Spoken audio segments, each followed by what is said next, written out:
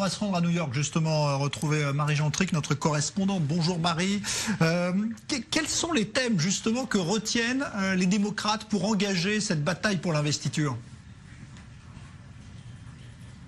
On peut dire qu'il y a trois grands thèmes que l'on peut retenir. Le premier grand thème, c'est le thème de la santé. C'était déjà le thème qui était au centre du débat mardi soir lorsque les 10 premiers candidats démocrates ont débattu.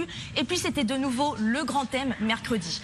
Alors pour simplifier à l'extrême, disons que les démocrates sont d'accord sur un grand principe. Et ce principe, c'est que l'assurance santé doit être un droit et non pas un privilège pour tous les Américains.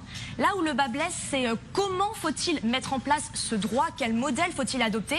Certains démocrates veulent un modèle uniforme, 100% public, alors que d'autres démocrates préfèrent mettre en place un système hybride qui conjuguerait assurance privée et assurance publique. Donc c'est vraiment la question qui divise les démocrates. Il y a une autre question qui a été évoquée, comme vous le disiez dans le sujet, c'est la question de l'immigration. Faut-il décriminaliser l'immigration illégale? Autre grand sujet.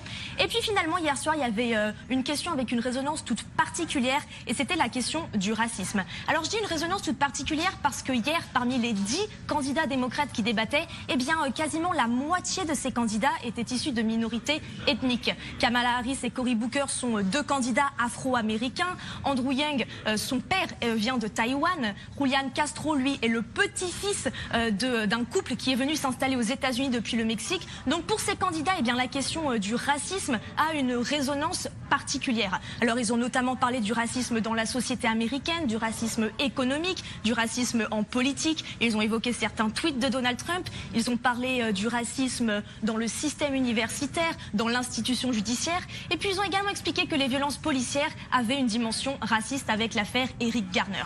Donc au final, santé, immigration, racisme, c'est vraiment les trois thèmes qui ont animé le débat hier.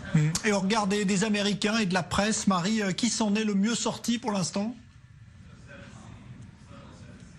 On peut dire que c'est Joe Biden qui s'en est le mieux sorti. C'est quasiment un consensus dans la presse américaine ce jeudi. Alors Joe Biden, comme vous le disiez, était très attendu au tournant. Très attendu au tournant parce que c'est le grand favori. C'est lui qui est en tête dans les sondages. Pour le moment, c'est lui que l'on voit affronter Donald Trump pour la présidence en 2020. Et puis également très attendu au tournant parce que c'est une figure controversée. Il a plusieurs accusations de harcèlement sexuel qui pèsent contre lui.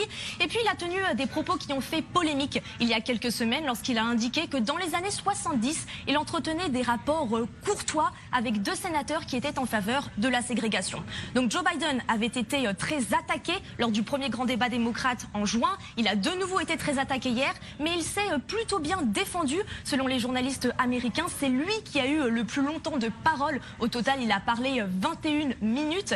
Et puis, il a aussi montré beaucoup d'énergie, parce que ça, c'est ce qui laissait certains Américains sceptiques, qui se disaient, bon, Joe Biden, il a de l'expérience, mais d'un autre côté, il a quand même 76 ans. Est-ce qu'il n'est pas un peu vieux pour essayer d'être président? Et hier, on a vraiment senti que Joe Biden disait, je suis en place, j'ai de l'énergie, j'ai du punch, et je suis prêt à affronter Donald Trump en 2020.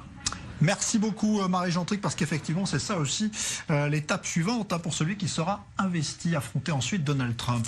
En France, à présent, un nouveau projet d'attentat djihadiste déjoué.